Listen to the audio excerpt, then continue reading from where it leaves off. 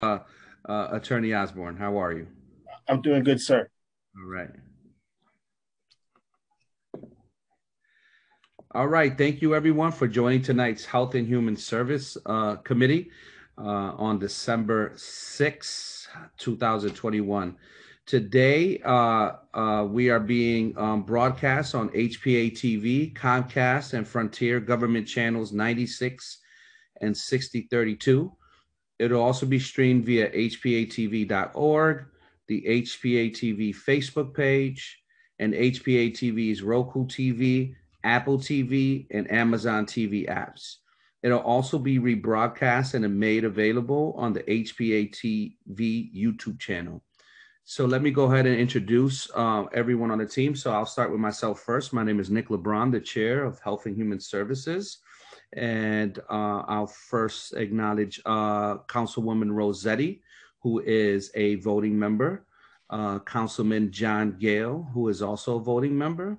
We also have Councilman Sanchez joining us. Thank you, Councilman Sanchez, for joining us. And then I'll read the squares as they are shown to me.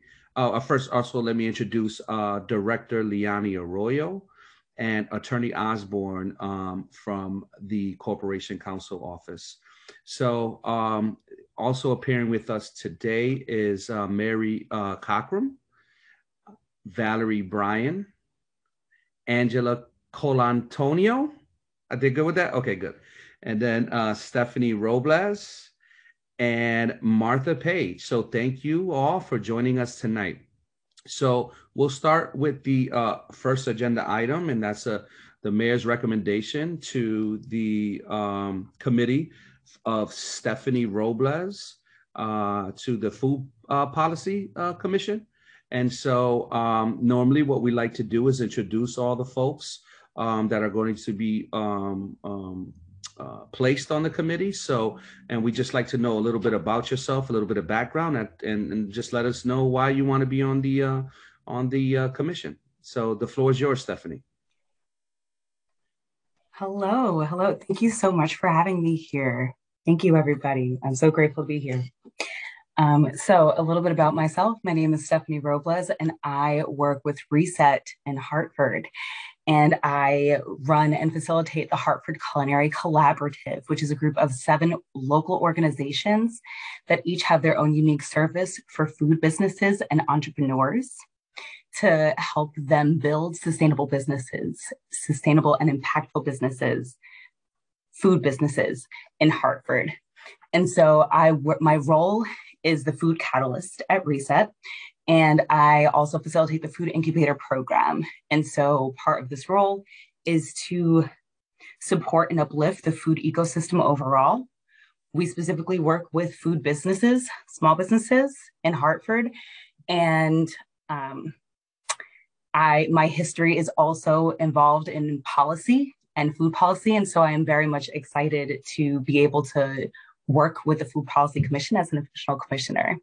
A little bit about the Hartford Culinary Collaborative is that it is made up of Reset, Hands on Hartford, Breakfast, Lunch, and Dinner, Parkville Market, Knox, Forge City Works, and Swift. And so the idea is to support food businesses from ideation to creation through their startup and maintenance and scale up. And so the Food Policy Commission, the Advisory Commission, I feel is very, very aligned because we are also part of the commission, works with food businesses as well. And part of the recommendations is also to uplift the food entrepreneurs and through the economic development. And also, if you have any questions, I'm open to any questions as well. Absolutely. Thank you, Stephanie, for that update. What we're going to do a little bit untraditional, because I would imagine that since everyone is on the same commission, what I'll allow for is my council colleagues to ask the group all together questions, and then you guys can kind of piggyback and answer, because the likelihood is we're going to be asking the same questions of everyone. So with that being said, yes, Councilwoman Rossetti. For you, Mr. Chair, thank you. First of all, I always like to start, particularly Stephanie, with you. You're going to be new. I always like to thank people who are going to take their time to do something to make our city better. So thank you, because again, it's volunteer, and we really want people who are interested in the subject, and I really appreciate that. The existing people who want to be reappointed, even more so. Thank you for wanting to do it again.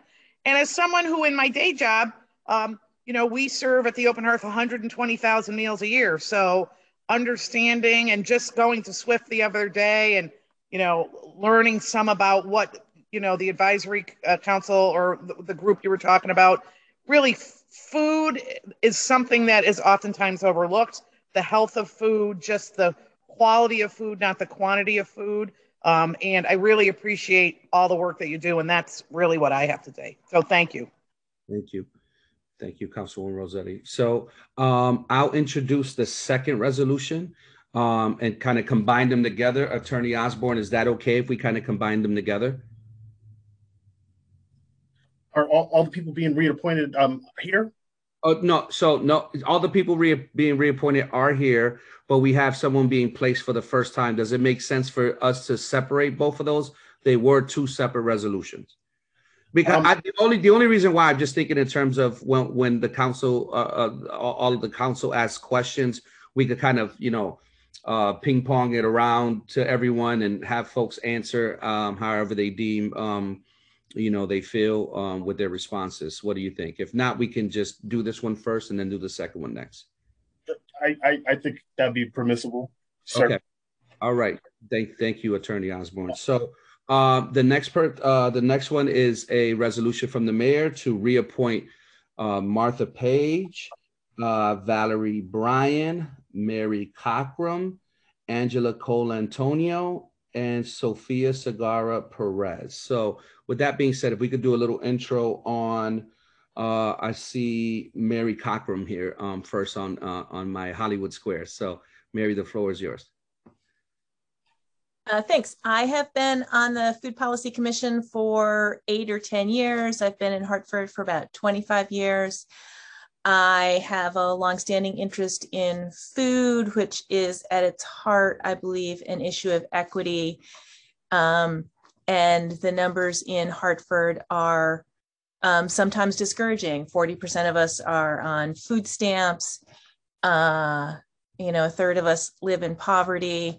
It's an environment where getting a high quality food affordably can be challenging. So I've been really pleased personally to work on farmers markets over the years in Hartford. I'm a community gardener. My master's thesis was on urban agriculture in the developing world. And I am interested in continuing to serve on the Food Policy Commission. Thank you. Thank you for your dedication. The next person I have is Miss Valerie Bryan. Hi, good evening, everybody. Yeah, I've been on the advisory commission like Mary Cochran for a long time. I'm not quite sure how many years. It was after I retired from my professional work as an attorney for the state of Connecticut. I then took the Master Gardener program and was involved with school gardens and teaching kids about growing healthy food. And then I also worked as a farming assistant for Hartford Food Systems, so I could really get my hands in the soil, not just as a small home-time gardener, but seeing how it's done on a larger scale. So, like Mary and everybody else on the commission, I'm very committed to improving the food security in Hartford, not just the amount of food, but the nutrient-dense availability, the availability of nutrient-dense food. So I'm most actively involved in doing that at Hartford Public Schools. And right now I'm working with Annie Fisher Montessori School and going there every Friday, including last Friday, looking at our gardens and finding a few things to harvest that we didn't even think would be there in December. So I'm very grateful to have this continued opportunity to work on the advisory commission. Thank you. Thank you very much. And next, I have Angela Colantonio. Yes, hi, good evening. Thank you for saying my name correctly. It's a hard one. But yeah, I've also been involved with the commission, I would say, for almost 10 years now. My educational background is in public health and nutrition. So those are areas of importance to me. In my current work, I have the privilege of working with a lot of churches and food pantries in the city. So I think I bring sort of that faith community perspective to the group. And then prior to my current position, I had the opportunity to work at Hartford Food System. So I kind of got some experience in food policy through that. And I'm a new Hartford resident, so I'm interested in giving back to the city and the place I call home. So I'd be very honored to continue to serve on the commission. Thank you, and thank you for your service and welcome. And we're glad to have you here in Hartford. Thank you. Next on the list, we have Ms. Martha Page. Ms. Page, the floor is yours. Hi, good evening, everybody. Martha Page, and you're going to hear a little bit of a thematic thing running through here. I also work for Hartford Food System. So I'm the current executive director of Hartford Food System, and I have the privilege of serving as the chair of the commission for the past few years. I've been involved with the commission ever since I started as executive director at Hartford Food System, and that was 12 years ago in January. And like the others, I come at this because it is an area of community life that I love, and that I think that there's incredible potential in it. My background is in public health, and access to healthy food is what we would call a key social determinant of how healthy people can be. And I also think that in addition to that, in addition to everyone should have access to wonderful food that is good for them and that they want, is that this is an area of economic potential for the city. Everybody eats. And so food-related businesses, food-related employment is kind of like critical to the growth and prosperity of our city. And I think that we have done over the past few years, the past several years with the commission, we've had some wonderful and well thought out recommendations that we've put forward. And it has been a privilege to work with the group that's there and the group that is kind of like emerging from this process. And I would love to continue to be able to do that. Thank you. Thank you very much. And again, thank you for your continued service, both on the committee and with the Hartford Food Systems. So I don't see Miss Sophia Segarra Perez. So with that being said, from one of my council colleagues, I motion to sever Miss Sophia Segarra Perez from the resolution so we can address it and give her time to come to the next month meeting. Councilman Gale. Yeah, thank you, Mr. Chair. But how about Andrew May? Is that also on this in this resolution? I didn't see. Is Andrew May here as well? So I'll take a motion to sever Andrew May as well. I apologize about that.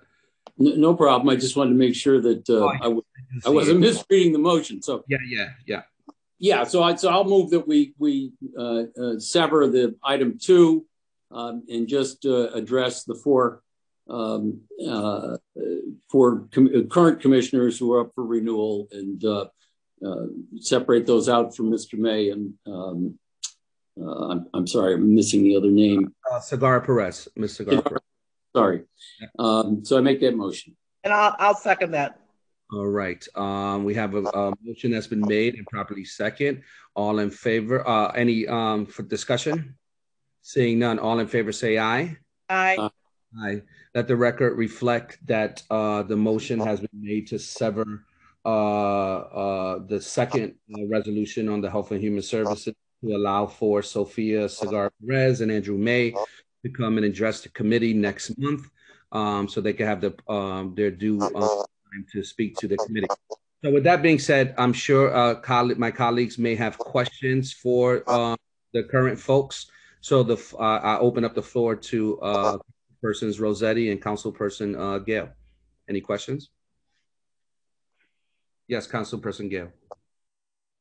Sure, thanks. To the existing crowd, I'd be interested, since many of you indicated, I think you all indicated you've been on for quite a while, so you've been working as a team. I'd be interested in hearing what you're most proud of, what you think has been one of the biggest accomplishments of the Food Commission over the last, say, half dozen years. What do we point to in that regard?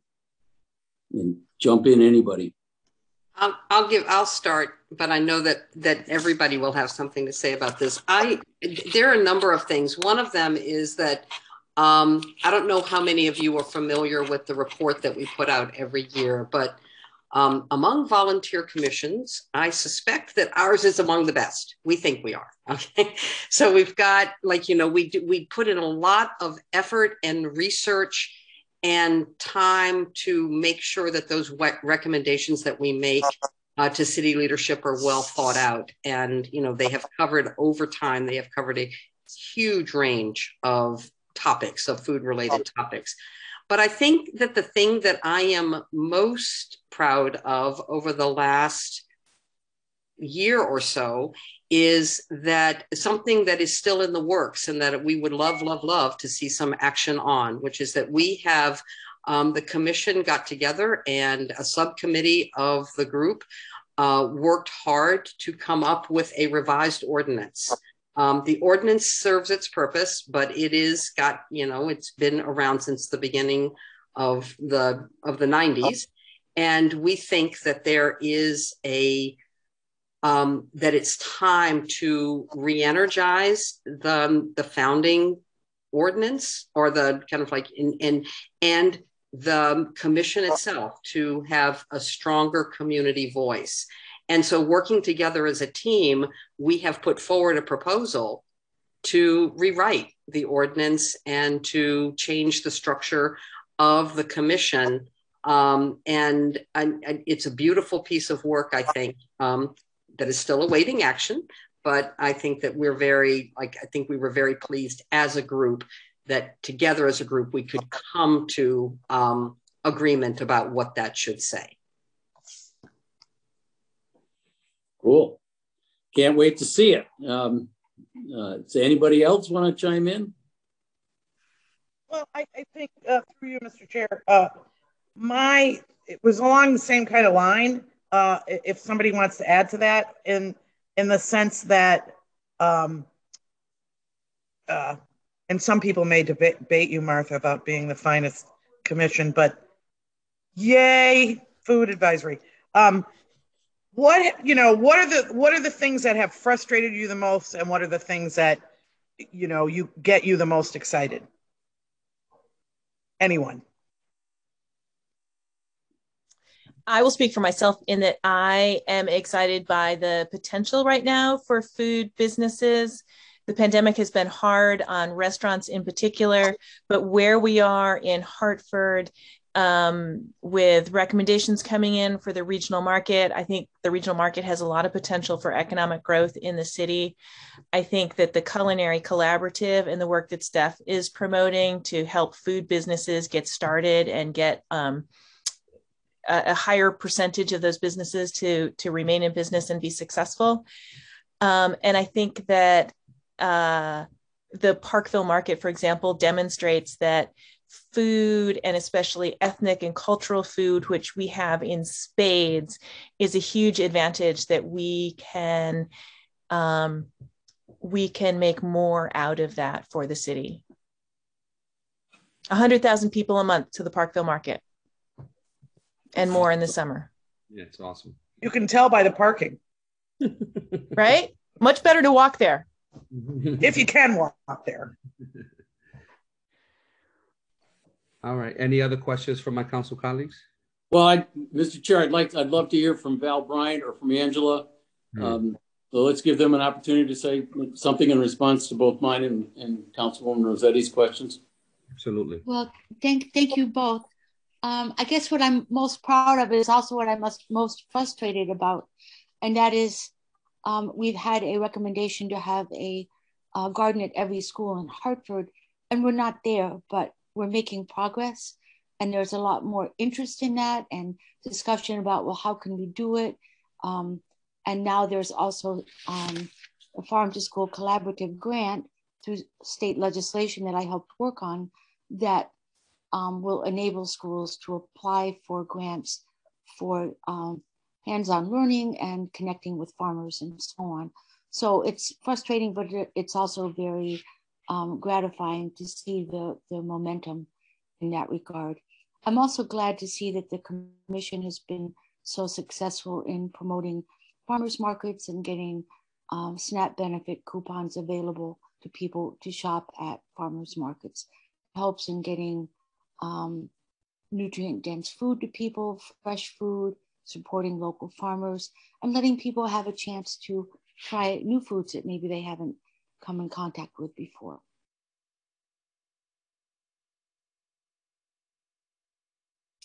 And for me, of course, the commission lends its voice and support to important policies, but I have to say something that I really appreciate about the commission is just the relationship building and the networking and the learning that happens.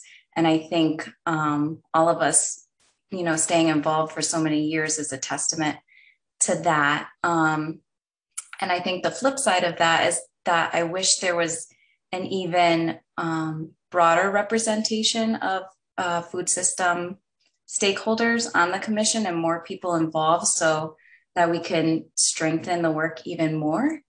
But I do appreciate the relationship building that happens through that commission.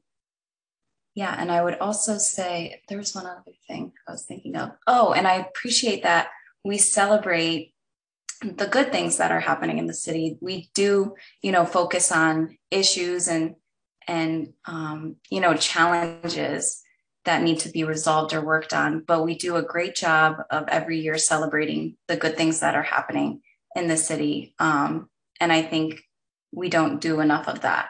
So I appreciate that.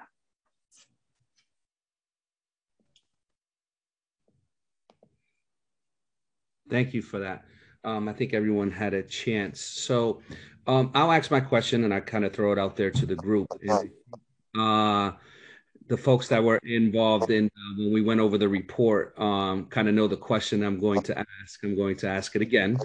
Growing up in the city, one of the things that was basically a mainstay of our daily lives, getting food from bodega. And we know that bodegas continue to provide the food that sells, and that food that sells isn't very healthy. And so I've been involved in initiatives trying to change those things, but it's such a larger issue. And it's, you know, the chicken and the egg, like, right? Like they're selling what, they're providing what sells, and folks are buying what they're providing. And, you know, how do we stop this cycle? And I just want to throw it out to the groups, because bodegas are so valuable institutions for local communities, as they are places that folks have to walk to. You know, would like to know what the commission thinks about this, or have we discussed it, or is this something that we could place on the agenda in the future to try to tackle?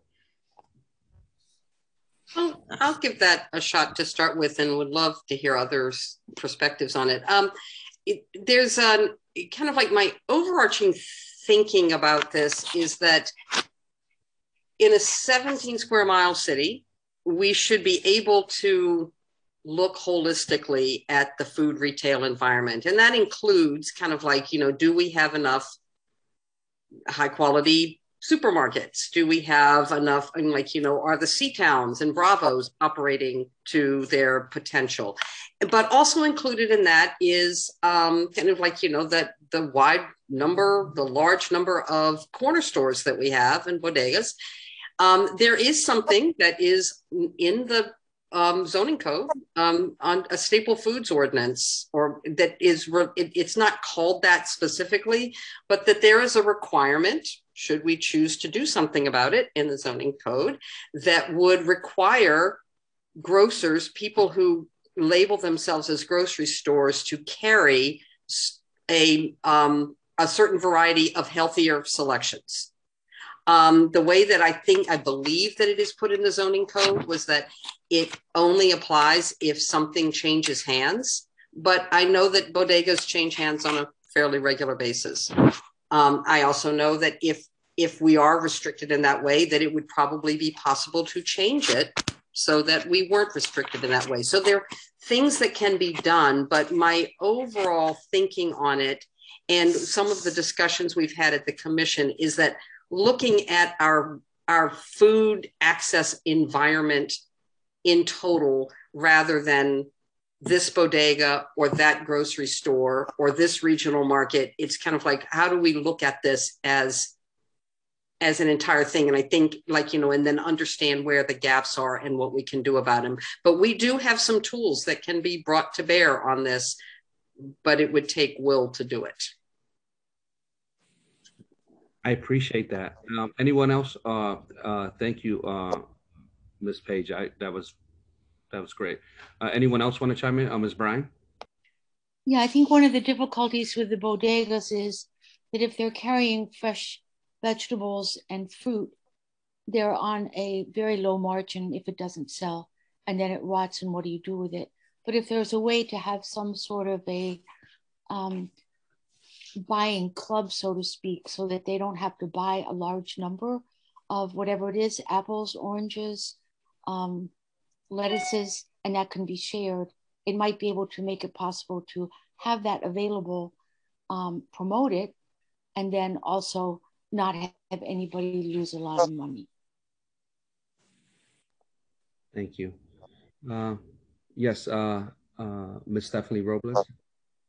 I'd also like to share that both between building relationships between the commission and HCC, we're building relationships also with local producers and entrepreneurs. And I don't just mean small startups and small businesses, but also other businesses like the bodegas, to be able to also build relationships with farmers, such as some of the local farmers that work with Knox.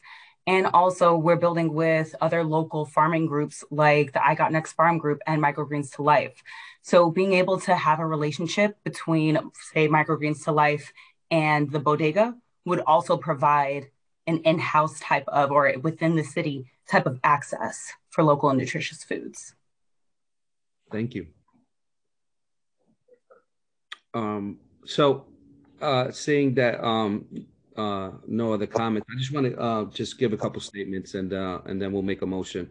So a couple innovative ideas or that I've seen. The first thing is that I don't know the name of the bodega on Woodland next to Pizza, but one of the things that they've made an adjustment, and I think it has direct correlation to it being to St. Francis Hospital and folks being able to walk over, is that as soon as you enter the premises on the right-hand side, they seem to have, they have a kind of healthy refrigerator with some healthier items that you traditionally don't see in bodegas. And I think that that's the direct result of them being in proximity to, again, Francis Hospital, and that folks are actually buying those things. They also have oranges, apples, bananas, and they also have coffee. And so, that's the opportunities, is to say, what made them engage in that work, and all of those things, and seeing how we could potentially replicate that. And, and I'm not saying this on the advisory commission, right? Like it's all of our work. The second thing is at Milner Community Schools, wearing my other hat. I'm the operation manager for community schools at Catholic Charities, but one of the innovative ideas that one of our program coordinators over there, in partnership with Cigna, we did something called Healthy Bodega Runs, where we tested parents and scholars and say, hey, listen, with $1, go to the bodega, you can buy like the healthiest things for $1, right? So traditionally,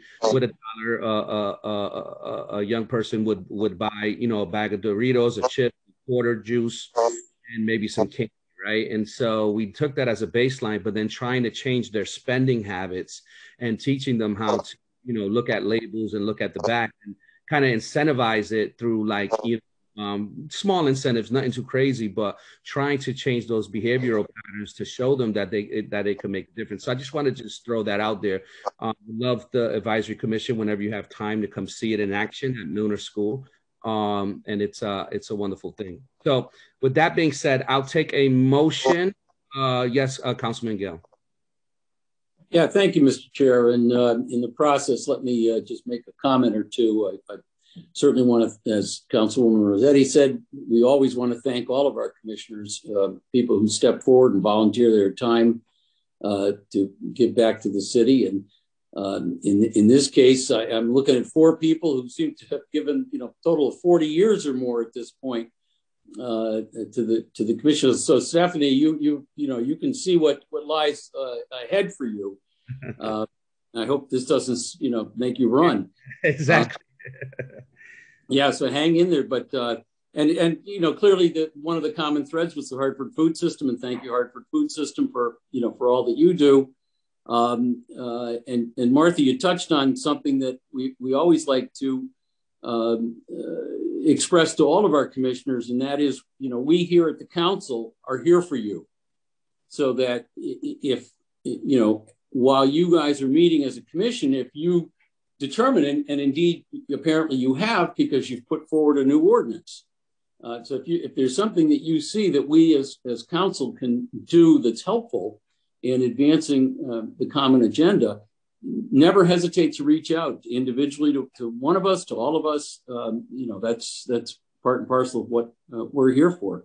Lastly, I want to just give a special little shout out to Val Bryan. Thank you for doing the thing at Montessori, because I have 2 grandkids there. So appreciate that. Want to make sure that you're not that their parents and us aren't also gardening, but I know you will do a better job as somebody who raised bees in the city. I know you'll do a better job. So having said all of that, Mr.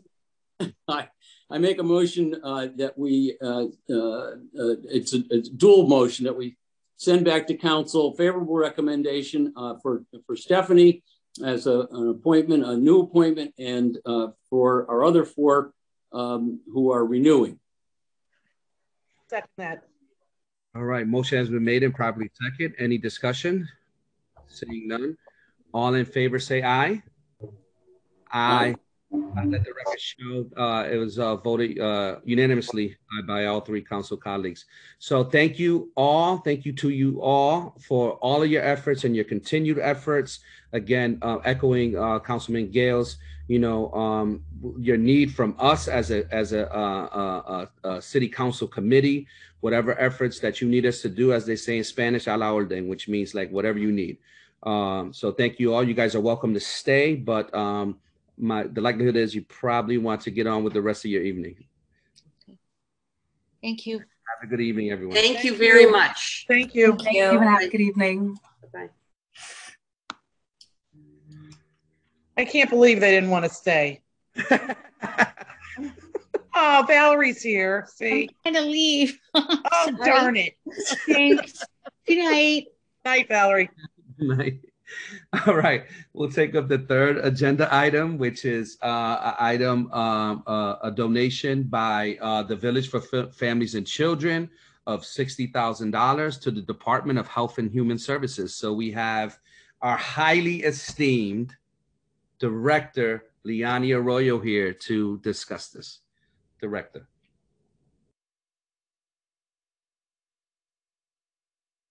We can't hear you. You're on mute, ma'am. Sorry about that. I said you're highly tired, health director. We had a long day yesterday at our clinic at Duncan. A successful day, but a long one. So this resolution is a partnership that we have with the village that is basically funding the data systems for the home visitation program in the city of Hartford. I'm sure many of you may know that for a number of years, there were multiple vendors or partners in the city that have received funding from the Office of Early Childhood to conduct home visitation programs, primarily doing the Nurturing Families and Parents as Partners program. Our last contract with them was a 5-year contract, with 18 months left, the OEC decided to rebid that contract. And so here in the city of Hartford, rather than having multiple groups try and obtain that contract and have like little programs all over, we chose to work together. And so we came together, worked with the village, identifying them as the lead because of the capacity they had to all work together and have an integrated home visitation system. So the village is the grantee from the state of Connecticut, and they subcontract to numerous agencies, all of whom had contracts under the previous OEC grant. So they had a group of home visitors to do this work. And the city decided that rather than having home visitors under this program, that there was likely more value in being able to be a neutral third party and sort of holding the data. And so we hold the contract for the data system, which is through Social Solutions. And that's what this is funding for the first year. The program is for 5 years. It re-ups. It's a 5-year cooperative agreement, I believe, and it'll re-up every year. So you'll see this again. But this is sort of where we're at. And over time, you know, we have here in the city, hopefully the capacity as time goes on, and the goal of being able to integrate some of these data systems where we can see what children were in home visitation, whether they're going into our early learning centers or our early learning center funded seats at some of our different partners that are also some of those that are involved in this grant. And then ideally continue to work to build out a larger data system to really show what are the best interventions for children. So that's a little longer off, but that was the idea in the city holding this, since we have access to additional data systems that some of our partners don't. And that's it on this. Thank you. I'll tee it up for any of my council colleagues for questions. Councilman Gill. Yeah, thank you. I apologize, Director Roy. I'm not sure I quite grasp. Is the city collecting data to sort of as an audit on people like the village to see how they're providing these services, or how the other people are providing, somebody's providing service? No, we're not. Well, all of the funded agencies under the village, the subcontractors of which we are one of them, are entering data from their CHWs or their home visitors into a shared database. So each organization has and can view their clients, and then the city and the village can view across the system all of the work that's being done. And then if we see that there maybe some agencies that might not be meeting their numbers, we have conversations. There's shared conversations about best practices and how to help each other. But that's sort of where we're at. It's not an auditing, it's part of our grants. It's part of the village's grants to have a shared data system amongst all of the organizations. So if someone comes in, for instance, Catholic, let's use Hispanic Health Council. So Hispanic Health Council has a individual expecting mother coming in. They do an assessment and they find that they are the agency that's best suited to meet that person. Sometimes they may not be. They may refer to another agency because that agency is better suited to meet their needs. And that's what this shared system is allowing us to do, which didn't happen previously. But let's say they say we're the best person to meet this person's need. We can see the sort of progression. If they decide, well, this mother is experiencing some young mother now is experiencing some other circumstances, and Catholic Charities might be better able to provide some wraparound services, they can do a referral to Catholic Charities through the system. So it allows that kind of connectivity to happen that didn't exist before. It happened before in the sense of Catholic Charities may refer to Hispanic Health Council, but there was no way for Catholic Charities to follow that referral all the way through. Now we can see that through the data system. So it gives the city the opportunity to see what's going on between all of these different referral agencies. To an extent, but we're not that deep into the weeds right now. Right now it is about reaching the community members, the pregnant and parenting women that we are trying to reach, ensuring that the organizations are collecting the data, connecting them to the right services at this point in time. So that's where we're at. We're still sort of like 60,000 feet in the air. As time moves on, we hope to move down to sort of that level that you're discussing to sort of give us that big aerial view of what's happening in the city. Yes. Thank you. Councilman Sanchez. Thank you, through you, Chair. Good evening, Director Arroyo. So is this safe to say that this is a kind of a new way where we can find or to streamline the clients into finding the best resources so that it's not repetitive? Is this more of a... We believe that over time that could be some of what happens as it relates to home visitation. So remember, this is a home visitation program funded through OEC.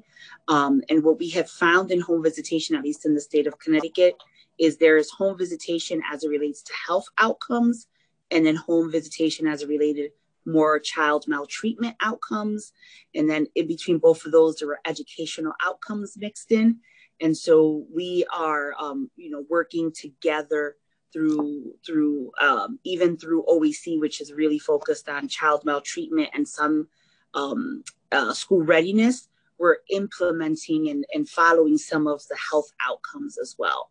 So we're trying to build a more integrated system where each organization has its own identity. They have things that they're really good at.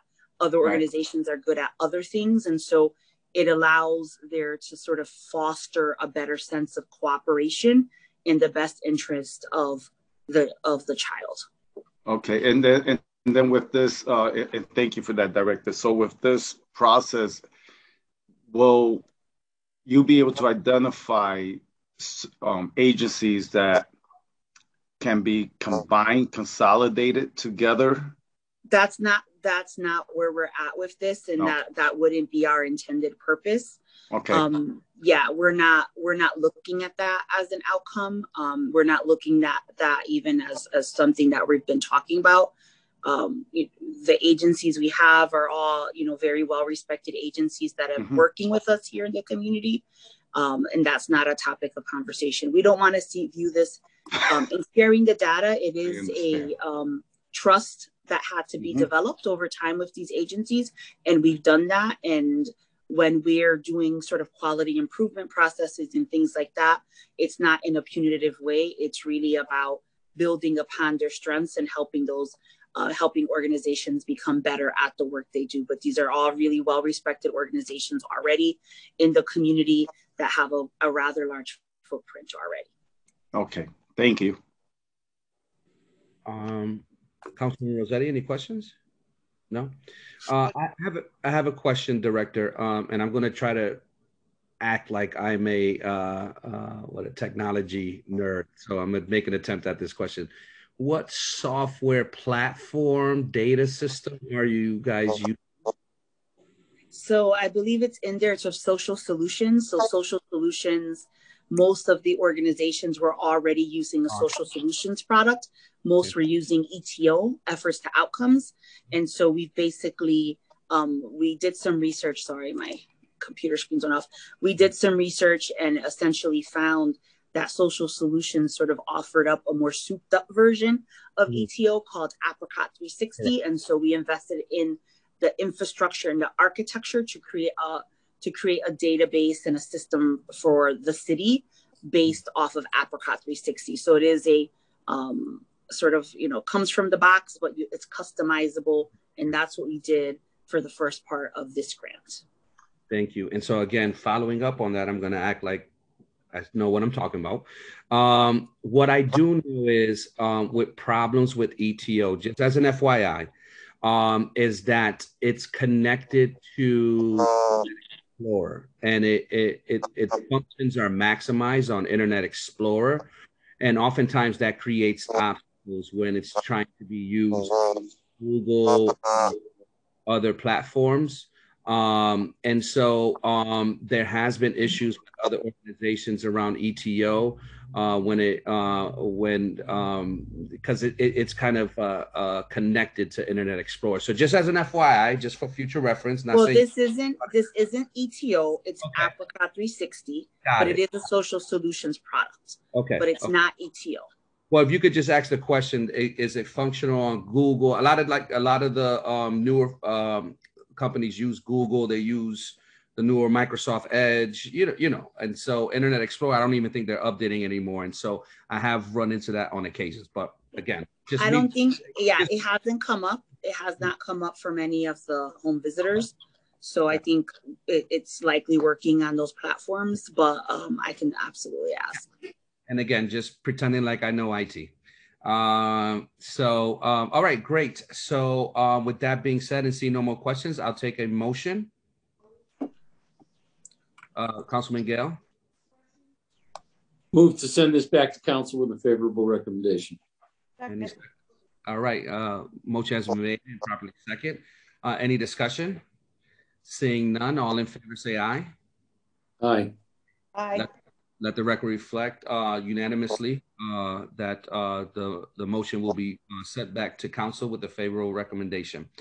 So we do have other business, and just teeing it up, I think there is other business to discuss for Health and Human Services. I hope it's not a surprise to you, Director. We'll try to make it as brief as possible according to, you know, where we are in our society and in the state and the city. And so that's this new Omicron. I thought it was Omnicron, but it's Omicron, right? Omicron.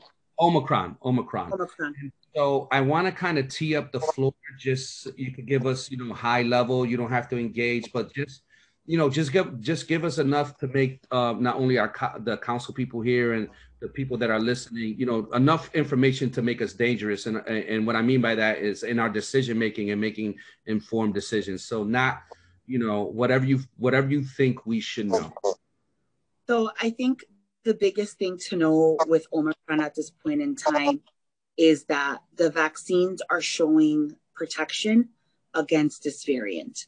So while there's a lot of things we don't know, what we do know is, or what we believe it's leading to, we should have more information in the next week or so, is that it appears that it is much more infectious than the Delta variant, which was much more highly infectious than the original strain of SARS and CoV 2019 that we originally were confronted with in March of 2020.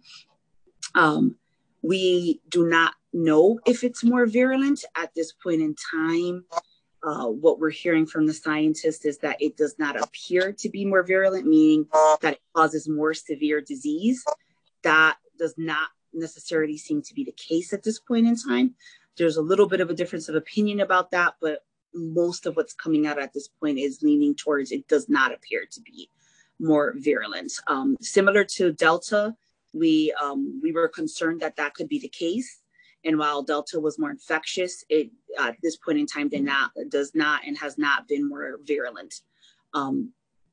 So what we do and what we are seeing is that those cases of individuals who have been vaccinated and have acquired the Omicron variant of the COVID-19 virus appear to be having mild symptoms, which is what the vaccine is meant to do. It's meant to protect against hospitalization, death, and severe disease. So that seems to be that it appears to be at this point in time that the vaccines are holding up against the Omicron variant. We do know that individuals that are boosted seem to have, or we believe that individuals that are boosted, if they're 6 months post an mRNA vaccine or either 2 months post a J&J vaccine, are better protected, it appears, at this point in time. But we won't have more answers about this for another possibly 1 to 2 weeks to get sort of that initial cut and analysis of the data. So really at this point in time, it's about focusing on vaccination and pushing vaccination to our community as we have continued to do, answering their questions, meeting them where they're at. We definitely have seen an increase in vaccination in our clinic last week. that we held on Thursday. We did 96 vaccinations, which is a large number that we've done on a Thursday in a while. We probably had about 10 to 12 first doses. Again, that's quite a bit compared to what we have seen in a while. Most of our clinics have been boosters that we've been seeing, people that were getting boosters or third doses because they were immunocompromised. But we did see this past week an uptick in first doses. We definitely saw more, I would say, of an interest at our child vaccination clinic of individuals seeking those first doses for their children as well. So that was a good thing that we were able to, with our partnerships with the multiple partners on that clinic yesterday at Duncan, we're able to do additional first doses as well. So that's where we're at right now. It's a little bit of a wait and see in terms of getting harder, sort of more fact-based information, but based on the data. But some of what we appear to be seeing is what I've mentioned. It appears to be more infectious, does not appear to be or cause more severe disease. And it appears that being vaccinated, the vaccines are holding up against its variant. Thank you, Director. So thank you for that information. And happy that it's not more virulent. At least as it shows for now. So I'll open up the floor for my council colleagues. Any questions? Councilman Sanchez. Thank you, through you, Chair. I am curious, has there been an increase on severe colds? For example, I myself woke up at 2 a.m. about a month ago, and my sinus and my throat was literally just felt like it was on fire. I went to the VA and they tested me for COVID and the flu and everything else, I guess. And they told me I had a cold, but this cold knocked me out for about 5-6 days. Then I'm hearing that there's this super cold now that's going around. Can you explain what is going on with this if you do know? So last year was a really great season for flu because everyone was masked. We weren't congregating in enclosed places that didn't have adequate ventilation. And so we didn't see as much activity with cold and flu, right? I can just, to my own experience, my 2 daughters were in school last year in person education, and I don't think they had a cold at all last year. And so and mask mandate was still out there, so people were still wearing masks, for the most part. So I think as you're seeing where people become unmasked, where people are congregating, you're going to expect to see more cold and more flu circulating in the community. One thing that did happen over the summer that was sort of out of season, that was prompted the Centers for Disease Control to put out a notice, what we call a Health Action Network alert to our Health Action Alert to the community of pediatric providers and to health departments, was an increase in RSV amongst children, which can be pretty severe.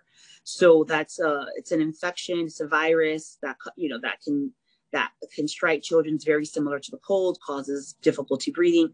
There was definitely an uptick in that over the summer and the early fall. We generally see that during this time.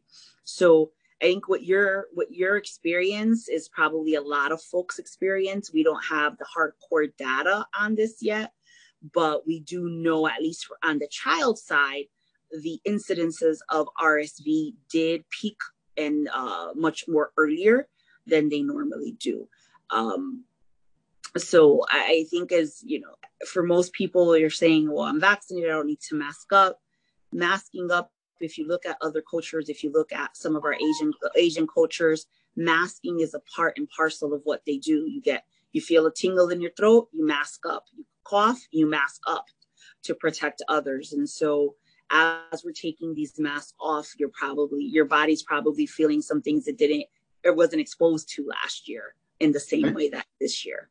Absolutely. And I can honestly tell you that it lasted a good month before I felt I can breathe again because, with the characteristic of the COVID, I thought I had it, but I tested negative and I tested negative for the flu, but yet I was completely congested and was still coughing up the phlegm and everything else. But the congestion part is what concerned me. And that took approximately a month. And every so often, even now, after a month, I can feel something there. And that kind of struck me odd that, is more than a cold, but it's not the level of a flu or what have you. Thank God, I tested negative, but I've been seeing this more and more often amongst adults, my colleagues, their wives, just coming, getting sick with this, everyone, for me, is starting to call the super cold. But thank you for your explanation. Appreciate that. And remember, hand washing, disinfecting surfaces, like even though we know that contracting COVID from touching things is not a really big way of getting it. It's still of getting COVID. You can still catch the cold and flus from touching surfaces. So all of those things that we did last year, we need to continue to do this year. Right. That's all just good public health practice. Absolutely agreed. Councilman Gale, did you have your hand up or are you all set? I just have one comment, kind of a news flash.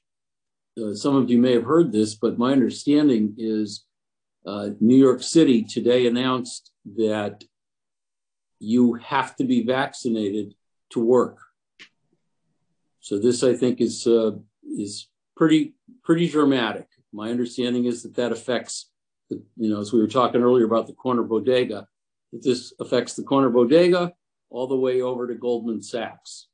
And that if you are not vaccinated, you can't work in New York City at this point. So it's certainly being taken pretty seriously. I don't know whether Connecticut's likely to follow suit or just kind of watch the example of what takes place in New York at this point. And I further understand, because I initially thought that I think we had some of these requirements here at different levels of government where, okay, if you didn't get vaccinated, you could test every week and that would satisfy it. But I understand that New York is not allowing that as an exception either. That there is not, it's not a, you can test out, you either get vaccinated or you go home, get another, wait till you get vaccinated to go back into the workforce. So taking it pretty seriously to try to put an end to this thing at some point in reasonable future. Absolutely. Councilman Rossetti, any questions? No, I just want to again thank, I called her recently for some work-related stuff. She's a resource. She's always there, not only for, us, for the city, and I continue to know how lucky we are to have her. Thank you. Yes. Thank your mother. We echo those sentiments, and I remember a conversation with you mentioned your daughter saying that, Mom, when you're going to stop COVID? And I know that you're swinging and you're trying. I do. They both got their second doses yesterday, so I'm very excited, and they're very excited that they are now included with the rest of the family. Fantastic. So I do have one question, and it's a question that somebody that was watching sent me a text, and the question is around boosters. And the question is cross-mixing of boosters. So I know two questions around the boosters. There's the boosters that existed in America, and then there's the vaccines that existed in America, but then there were other vaccines that existed that were provided that weren't in America. And so now subsequently with the boosters, do they work for the ones in America, but not the ones outside of America, or vice versa? How's that all working? So I looked this up like 2 weeks ago, and I don't remember it right now. The CDC actually has some pretty good guidance on their website.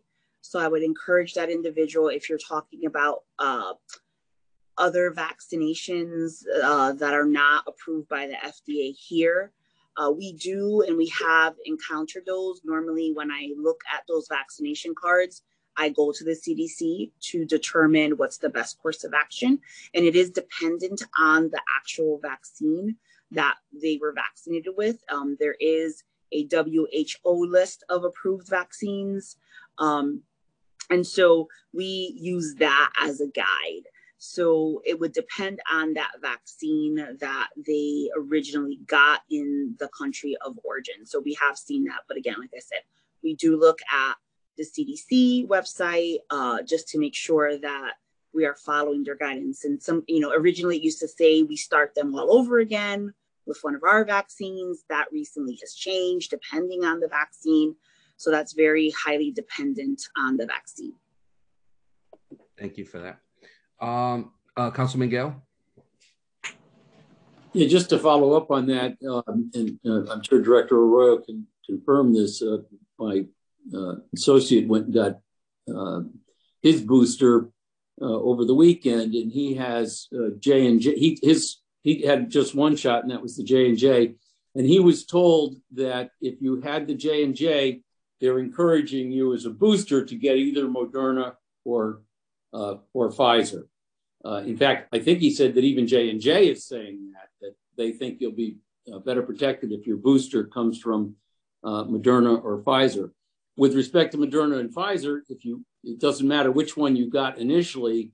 My understanding from the CDC is that your booster, even if you started with Moderna, your booster can be Pfizer, or if you started with Pfizer, your booster can be Moderna. And I know that doesn't answer the question for foreign vaccines, but that's my understanding of the domestic ones.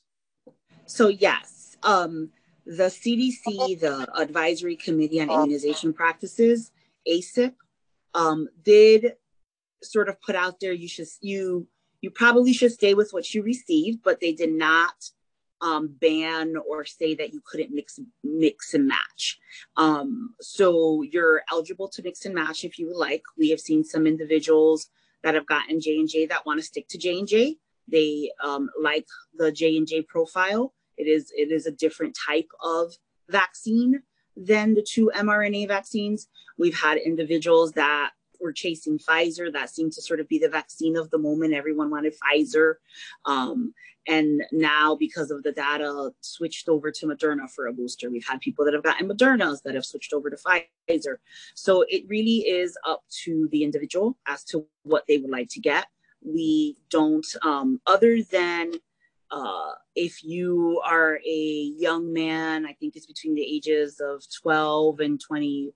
I don't have a sheet in front of me. I'll tell you right now, if you're a male between the ages of 12 and 29, we do know that an mRNA vaccine seems to pose a higher risk of myocarditis, pericarditis. And so we do inform you of that, because that may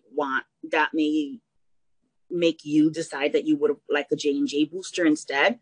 And if you're a woman, again, between the ages of 18 and 49 years old and receive J&J, we do know that J&J seems to pose a higher risk of a blood clot that happened, that we all heard about, that led to the pause for a couple weeks. And so we just remind you of that and allow you to make your decision whether you want to do an mRNA or you want to continue to get boosted with another J&J. But other than that, those are sort of the not warnings, but just information if the individuals hadn't seen that, just for them to know that those risks may are a little bit higher based on the vaccine. But again, the best thing is just to get the vaccine, whichever one you want. Like, it's great now you have options. Wonderful. Councilman Sanchez? Yes, real quick question for you, Mr. Chair. So with the booster shot, do you have to check, or do you have a list of categories on underlying medical condition where you shouldn't be taking the booster shot? For example, very severe diabetes. So there are no indications of, I'm just trying to think back before I say there are no. I cannot recall any indication of why you should not receive a vaccine or a booster at this point in time. Individuals that were severely immunocompromised were recommended to get a third dose. The way we differentiate on a third dose is really on the Moderna vaccine. A third dose for immunocompromised individuals with Moderna means a full dose of 0.5. A booster of Moderna is half that. So for those individuals that are severely immunocompromised, depending on what their condition is, it may be that they should get a third dose of Moderna if that's what they're seeking. Pfizer is the same dose for booster or for a first or second dose. J&J is the same thing. So it wouldn't matter in those cases, but it's only in the case of severely immunocompromised. But normally we've not, we haven't really had to turn anyone away. If we have questions, we have called doctors' offices for individuals, but we know a lot more now, right? We started this in about a week or so. It'll be a year that vaccinations have occurred, and we're probably about 5 weeks away as a health department from having done our first vaccination. And we've learned a lot since the beginning of this process and have not had to turn people away. Thank you. Thank you for your leadership on all that. It's been I feel like Hartford, because of your leadership, we've been at the forefront of knowledge and implementation and access. I mean, we've gone through waves of understanding when we should be using masks to testing and open testing, and it's really been amazing. So I don't see any other questions. So with that being said, there's no motion here. What I want to do is just offer a great happy holiday season to both Attorney Osborne, HPA-TV, I see you, and Director Liani Arroyo. I wish you guys the best. Enjoy yourselves, rest, and take care of yourself. Merry Christmas, happy holiday. Thank you. Thank you to you all. Good night. Night.